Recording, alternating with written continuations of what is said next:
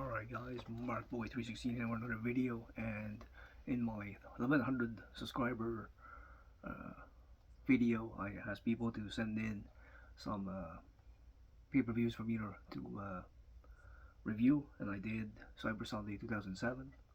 That was from Porter's Unboxing, and I did mine, which was WrestlePalooza 97.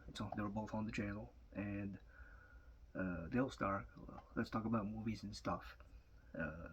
Told me to review ECW December to Dismember 2006. Well, got some stuff to say about this pay-per-view, and it is actually complete with the insert.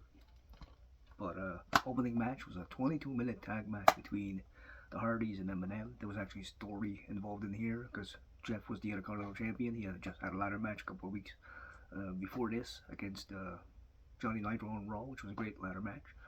And the Hardys had a match on ECW TV where they got attacked by Eminem, so there was actually a build to this match. And it's a 22-minute match, like I said.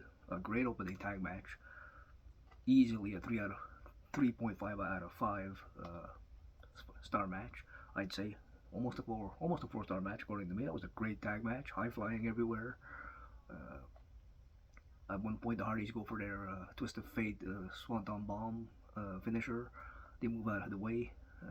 Mercury moves out of the way, and Jeff just hits the mat. There's some dives outside of the ring by Jeff Hardy and John Morrison, or Johnny Nitro, and just some high flying stuff. Finally ends with Melina on the apron, gets struck by Johnny Nitro's drop kick. She gets knocked off the apron. Matt Hardy hits a kind of double twist of fate on both members of Eminem. They stack Eminem on top of each other. Jeff hits a Swanton Bomb for the win, but a great high flying match. Jeff hits his what do you call that? Whisper in the wind on both members of Eminem, and the Hardys get the win with that great Swanton Bomb and a great tag match. I highly recommend you actually go back and check out that match. They would have a rematch at the 2007 Royal Rumble. It was only like a 15-minute match, a little shorter match out of the Rumble, but this one they gave him time, 22 minutes, and this was 3 weeks or 2 weeks before Armageddon, where Joey Mercury's face would get all bashed to heck by that ladder in the 4-way ladder match at Armageddon. This was like a week after Survivor Series 2006 also, but a great opening tag match. Then we have Matt Striker in a match against Balls Mahoney. Matt Striker works on the arm, and tells the referee before the match, I don't want this to be an Extreme Rule match. I want to extremely enforce the rules. So he says no eye gouge, no hair pulling,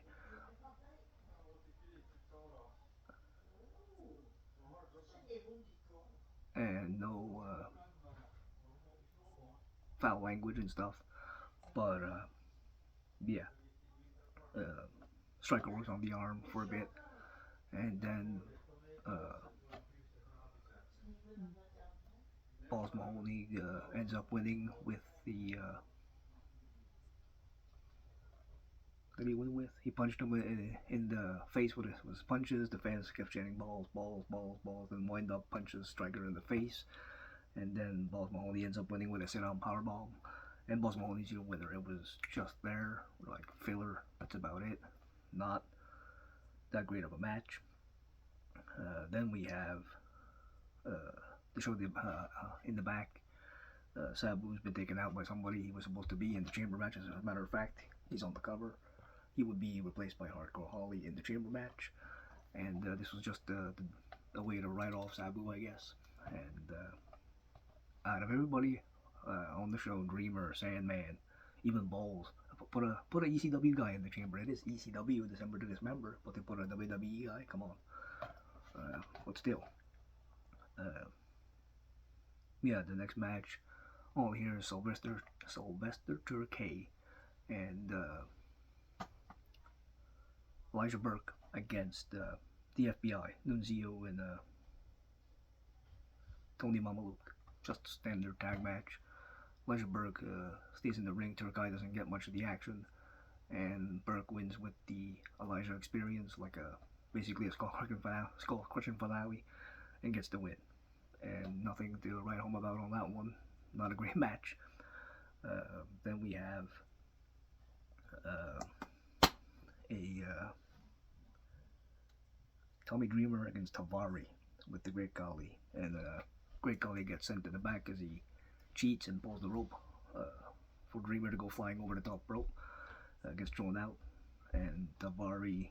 Then Dreamer finally gets a 3 wall, hits Tavari in the face with the baseball slide drop kick, and then you see Tavari get a roll up win on Tommy Dreamer and beats Dreamer. Really, you couldn't let Tommy Dreamer get a victory on an ECW named pay per view.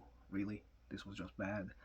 Wrong person won that match, and not a very good match. Then we have Mike Knox and Kelly Kelly against Ariel and Kevin Thorne. I always like Kevin Thorne. He had a great character. The vampire thing, Ariel was great, and this was a mixed tag. And Mike Knox and Thorne hitting themselves hard with clotheslines back and forth. And finally, Kelly Kelly tags herself in. Mike Knox tags Kelly Kelly in, and she gets beat up by Ariel quite a bit. She's not really that experienced in the ring, and Mike Knox just walks away and leaves her there, and Ariel beats Kelly Kelly with an SDO. I don't know why they had this on the pay per view. It could have been a ECW match on ECW TV. Not that great. And then we have the ECW chamber match with RVD, Hardcore Holly taking Sabu's place, Test, Bobby Lashley, Big Show, and Rob Van Dam. And the fans are actually into it. It's not as bad as a chamber match as I recall. It's actually a decent chamber. And Lashley's got a table in his chamber. Big Show's got a barbed wire bat. Test has a crowbar. And what was the other weapon? A chair for CM Punk. RVD and Hardcore Holly starting the match. And some actually brutal spots in this chamber that I had forgot about. And RVD does the Rolling Thunder onto the steel grating. And CM Punk throws the chair right into RVD's Hardcore Holly's face. My God, like takes him out. RVD at one point does like the Spider-Man thing, catches himself on the chain link fence, but then goes for the crossbody, misses, gets hung across the top rope. RVD's bleeding in this match with there's blood. It's cool. And then RVD does the running like chair shot drop kick into the corner on CM Punk. Then finally Test comes out, gouges CM Punk with the crowbar, makes him bleed more, hits Punk in the stomach with the crowbar, and the first one to go, weirdly enough, is Rob Van Dam, who gets pinned with a big elbow off the top rope. No, the first one to go is actually CM Punk with the I think he gets hit with the Van Terminator, then gets hit with the 5-star frog splash. And Punk is the first one to go, obviously the fan favorite. Don't know why they had him get eliminated first, I have no idea. Then we see Test come off the top rope with the big elbow, with Van Dam has a chair on his face and he big elbow and gets the pin on Van Dam. And then a weird thing happens. Test hits the big boot on Hardcore Holly and the referee counts 2. And Holly kicks out. And then the referee said, "Oh no, I meant to hit 3, and Hardcore Holly's eliminated." That was a botched 3 count, so they could have redone the spot or found another way to eliminate Hardcore Holly. That was just dumb. And then left Test in there. Lashley tried to come out, but his pod wouldn't open. The security by Heyman was stopping him from coming in, so he takes the table, busts the roof of the pod, and climbs out. It's a huge clothesline off the pod onto Test. Finally, he nails him with the spear. He nails him through the couple of pods, right through the. Tried to send Test through the pods head first. Then he hits him with a spear. 1, 2, 3. Gets rid of Test, and then waits for the Big Show. He grabs a chair. Big Show comes out with a baseball ball wire bat. Doesn't connect at all. Lashley keeps blocking it with the chair, and then gets stuck in the chamber wall. And finally. Big Show starts to bleed too after a while because he gets thrown into the pod right through the glass, gets busted up. Lashley hits the spear, just one spear, and it's over. And Lashley, the fans seem to enjoy the chamber match. They were up for everything. So it's not as quite as bad as the 2015 Chamber for the IC title or the tag match one that was at that same event. But if you like going back and watching all the chambers, this one's a decent one to go watch, the chamber match at least.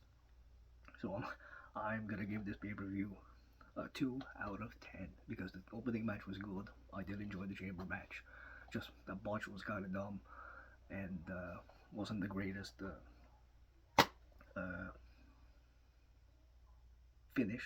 And they could have had somebody better than Hardcore Holly to replace Sabu. You could have put Dreamer, Sandman, like I said, Boss Mahoney. At least put an ECW guy in there. Would have been better. And the extras are post-match interviews by each of the people in the chamber. Lashley said he had one mission. He was one man, and he was going to win the ECW title, and he did. Big Show almost choked the interview and said, "I want my round," invoking my rematch, and stuff like that.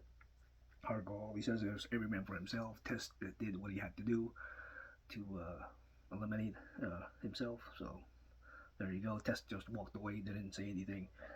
Punk praised RVD and said hopefully they'll have a chance to get a one-on-one match between the two. And RVD said that was a shot because he had beaten Big Show in the ladder match and grabbed the contract in the ladder match to get a shot, and this was a shot and he lost. So he didn't feel that great about it. And then the other extra is Lashley versus Big Show for the ECW title on ECW TV. And this was a 16-minute match. Actually pretty good. Big Show just wearing down Lashley with bear hugs and chops and a big huge Beal to Lashley. And Lashley trying to picks up the Big Show, but Big Show falls right on top of him. Lashley again tries to pick him up in like a running power slam. Barely gets him up for a second and kind of slams him down in a odd-looking power slam.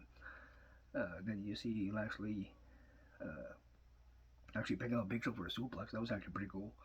And then he picks him up for a big body slam, kind of power slam maneuver, and gets the win and retains the ECW title in the OK match from ECW TV.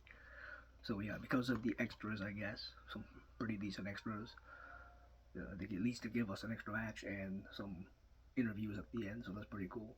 And then the Hardy match is probably the best match on here, the opening tag match with Eminem. And then the chamber match is not as bad as I recall. Just that botch was kind of dumb. But the rest of it, it's filler. You can probably skip the entire mid portion of this pay-per-view. And this was December 3rd, 2006, by the way. And yeah.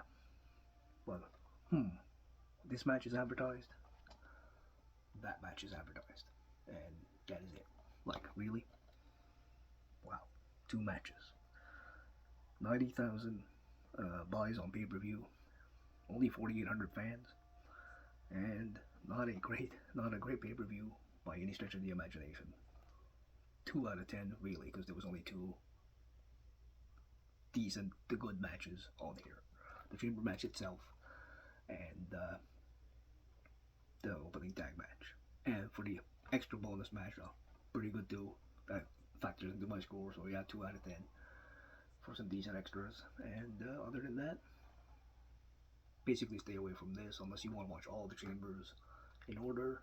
Chamber match on here isn't that bad. And like I said, the opening tag match is worth a watch. 22 minutes for the tag match, 24 minutes for the chamber match. So both about half hour of this pay-per-view is actually decent. The other hour and a half to an hour 40 is not that great. So yeah, but thank you Dale for requesting the review. There are some worse pay-per-views than this. 2017 Battleground, probably worse than this. Some Saudi Arabia shows, like some Crown Jewels and stuff, not that great. There's also Heroes of Wrestling 1999, not a very good pay-per-view. Some old WCW 2000s are probably way worse than this. But as a WWE or ECW branded show, no, not great at all. But thank you guys for joining me. I will put the Let's Talk About Movies and Stuff's Dale's link in the description. and I will catch you guys in the next one.